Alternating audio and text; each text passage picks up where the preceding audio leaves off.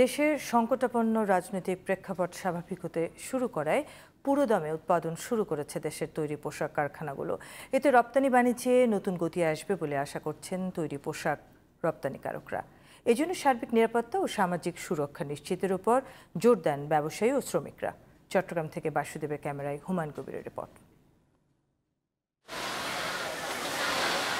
সম্প্রতি দেশের রাজনৈতিক সংকট ও সহিংসতার কারণে বেশ কয়েকবার বন্ধ হয়ে যায় পোশাক কারখানা। ফলে প্রায় স্থবির হয়ে পড়ে পোশাক রপ্তানি। প্রায় এক মাস পর নতুন উদ্যমে চালু হলো উৎপাদন কার্যক্রম। তবে উৎপাদন ও কাজের গতি স্বাভাবিক রাখতে কারখানার বাইরে সামাজিক নিরাপত্তা চান সংশ্লিষ্টরা।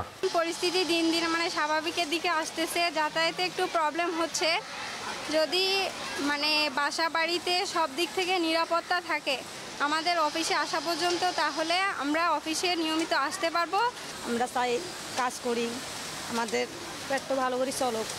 কোটা সংস্কার আন্দোলন ঠেকাতে ইন্টারনেট বন্ধ রাখা সহ সহিংসতার কারণে ব্যাহত হয় দেশ বিদেশের ব্যবসায়িক অংশীদারদের সঙ্গে যোগাযোগ। তাই তাদের আস্থা ফেরানোই এখন ব্যবসায়ীদের প্রথম চ্যালেঞ্জ।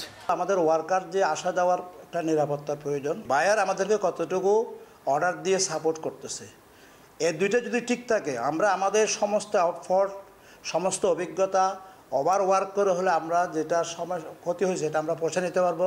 সাম্প্রতিক অচলাবস্থায় ইতিমধ্যে ৬,৫০০ কোটি টাকা লোকসানের কথা জানিয়েছে বিজিএমইএ। অর্থনীতির চাকা সচল করতে তাই কাস্টমস, বন্ড ও চট্টগ্রাম বন্দরের কার্যক্রম দ্রুত স্বাভাবিক করার দাবি ব্যবসায়ী নেতাদের। আমরা পোর্ট, কাস্টমস এগুলো হচ্ছে মেইন, কারণ আপনার চট্টগ্রাম বন্দর হচ্ছে বাংলাদেশের এক্সপোর্ট ইম্পোর্টের মেইন হাব। এটা যদি কোনো অবস্থাতে বন্ধ হয়ে যায় তাহলে কিন্তু আমাদের সামনে অর্থনীতির জন্য বড় আরেকটা ধাক্কা আসবে। সেটা যাতে ভবিষ্যৎ সরকার এবং আমাদের দেশ যাতে এই সংকটে না পড়ে, সেই জন্য কিন্তু আমরা আজকে রাস্তায় নেমে এসেছি। সারা দেশের প্রায় ৪০ লাখ আর চট্টগ্রামে প্রায় ৭ লাখ কর্মী কাজ করেন তৈরি পোশাক শিল্পে। বিশাল এই শিল্পকে এগিয়ে নিতে রাজনৈতিক অস্থিরতার দ্রুত অবসান চান রপ্তানিকারকরা।